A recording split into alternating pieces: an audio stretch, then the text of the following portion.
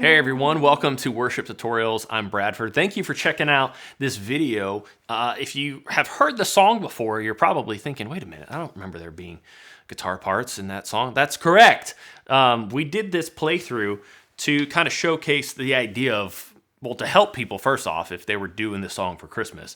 And you got a guitarist on stage, and what are they gonna do? You don't know, and I get that, we get that. So we wanted to do that video. We also did a separate video where I kind of took the idea, the theory behind how I create parts, or 3 tips for creating parts. We had to do the YouTube title, right? Three tips for playing when there's no guitar parts or something like that. But this right here, real quickly, I'm gonna walk you through what I did. Of course, you just watched the video. I did some fun runs. I'm not gonna teach those because here's one of my faults.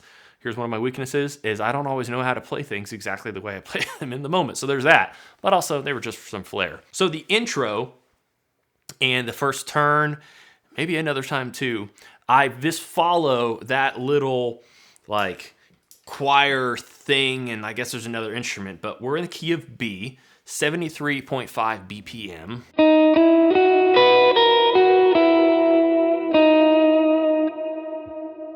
Lots of reverb. I'm gonna not use the big reverb while I teach you this.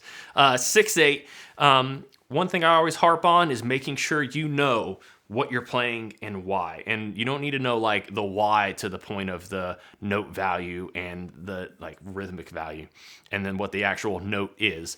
I'm talking about have a home base, a root, a place, a position you can play this. So you're playing it in B. That's Phil Wickham's key, right? So that's what I'm teaching it in. But I imagine a lot of worship leaders may drop it to A even. I don't know. But we're going to teach it in B so you can follow along with the song and play that. But it should be real easy to move. Key of B, our relative minor, will be G sharp minor. So we're going to play the B pentatonic scale, but pent meaning 5. So there's 5 notes in the scale, but I kind of morph in, and you'll see what I mean here. I kind of morph in notes from the full major scale as well. But we're using the 4th fret, which is our G sharp note on the E string.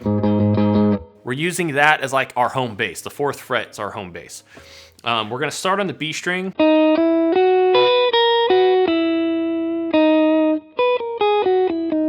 We're almost playing a whole walk up, walk down from this spot. We're going to start on the D sharp note, which is the 4th fret on the B. We're going to go 4, 5, 7. And then use your pinky, ideally, because then you can roll it down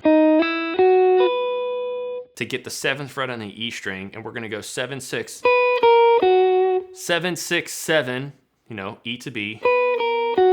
And then back to 5, 4 on the B. So like this.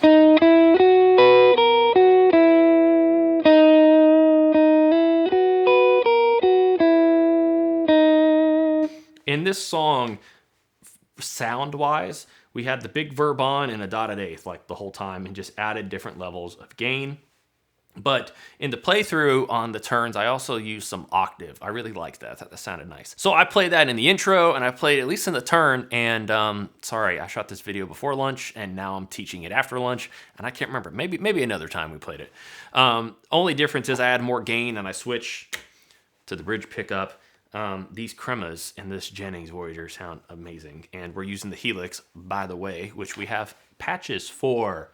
Links below. The next part we come into the first chorus. It's a breakdown. Depending on how you want that to feel, you could just sit out or just hit diamonds. Diamonds are just basically a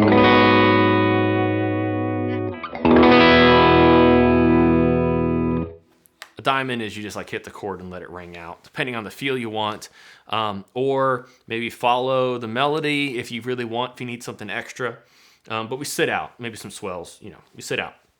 Go back to the turn, 2nd verse. I did this in the 1st verse a little bit too, but this is something I do regularly. I do like this rhythmic thing where I basically just play the 1. So whenever you are playing, if you're using a pentatonic shape as kind of like your root, your bass idea, your home bass, if you go to the G string on whatever you're using, right? So this 4th fret is our root fret. Each time we go down a string, we start on the 4th fret. The G string is your 1, so in this case B, B, B, B, B, B, B, B. So I just played a whole bunch of B notes for you there. I would strongly recommend getting comfortable to being able to do that. I know it's a lot. I know most people who watch videos like this are watching because you really need some help and you're really not sure how to do this stuff. And I know that seems like a lot to say, learn the notes on your guitar. You're watching this video because you need to know how to play the part. I get that, but I would encourage strongly if you could do two things: just learn notes on the guitar and learn a little bit about music theory, like what chords are in what key and what notes make up what each key, all that. But here's the B. We're just going to play this.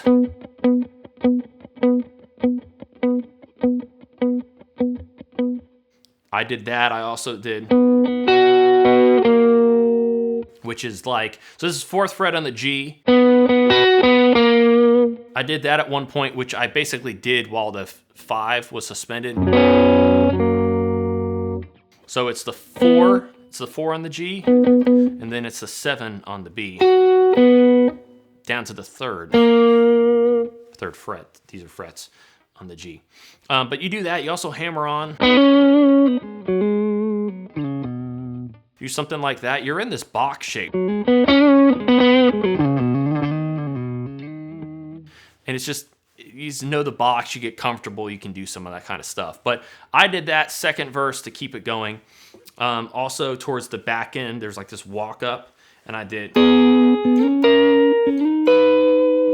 So it's 4, you're kind of taking 4, 5, 6.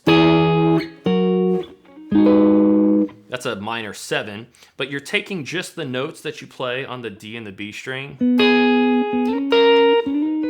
You're just outlining the chord that way, and you're just playing those two notes. You could do and actually play those shapes if it helps, but I find I'm more stable to do the slides if I just use the 2 fingers. So I did that a couple times in the back end of the verses. Feels nice. When we got to the next chorus, it was real big, and I just played some of this rhythmic stuff. I explained that a little bit more in the video. We'll link to that, about what to play in a song when there's no guitar parts. So when we get to the bridge, we introduce like, "Oh Come All Ye Faithful." I love it. I just always makes a song really, really good. I feel like that does happen a lot, but it's great. So we're gonna start on our B note. We're playing on the G string, 4, 3, and then we're gonna go up to the 6 and then to the 4 on the D. So right here.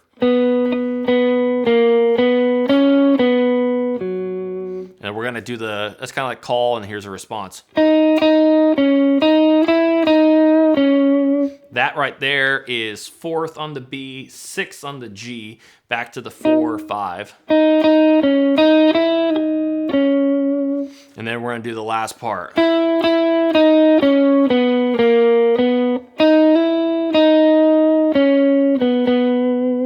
So that part right there is kind of like combining the ideas of what we just did. So you're really sticking to the same frets, you're just using them at different times, if that makes sense. Right there is B on the 4 to the 5. And then we're gonna go on the G, we're gonna go 6, 4, 3. You can do like that little hammer on there. That's what I kind of do. Part of it's by accident, but also just gives a little flair.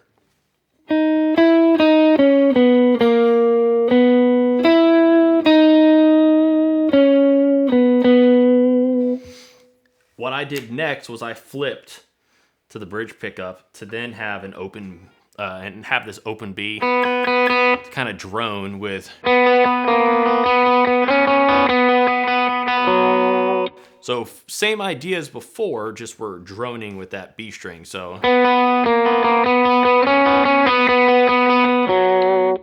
4, 3, 4, 6, 4, and then D string 4.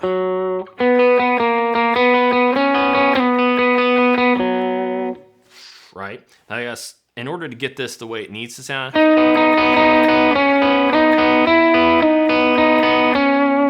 we're we're gonna have to hop all the way up here. So this is the 8th fret on your D.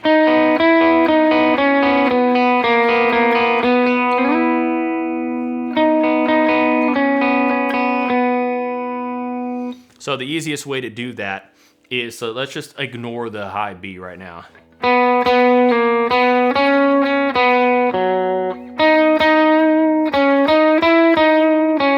So that like response part, we need to have that B string, so we have to play it elsewhere. You could just play this the first time through, so you're just adding another note, like adding the other string, if that's helpful. But we'll just play it like this. So we're on the G string there, and we're playing 8, 6, 8, 9, 8. Back to the 6. Then we kind of do this walk down. That right there is 9, 8, 6, 4, 3, 4. Back to the 9, 8, 6, 4. Whew. Doing the droning of the strings.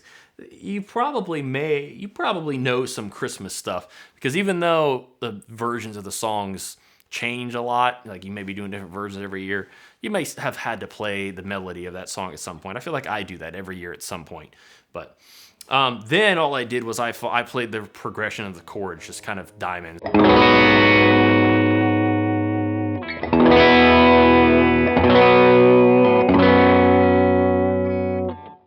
Just big old diamonds like that, and keeping things open and all. Then we had a break. We went back to the chorus again, and yeah, that's it. There's some different stuff I did in there, and I just created these parts, worked on them yesterday, and then we shot the video today. Kind of got things dialed in. I hope it was helpful in a couple ways. Maybe just if you're trying to play the song and you don't know what to play, I hope it's helpful. I hope it's helpful also if you just encounter situations like this where you're not sure how to add guitar parts to a song that doesn't have one, or maybe you're just trying to rewrite some parts to kind of fit the vibe of the set or something. I don't know. I just hope it was helpful. So there are patches for this song and way more on our website. Just check out the link below. Subscribe if you haven't. Just drop us a like, drop us a comment. Let us know if you're doing the song or if this was helpful. But we'll see you next time on the channel. Thank you so much.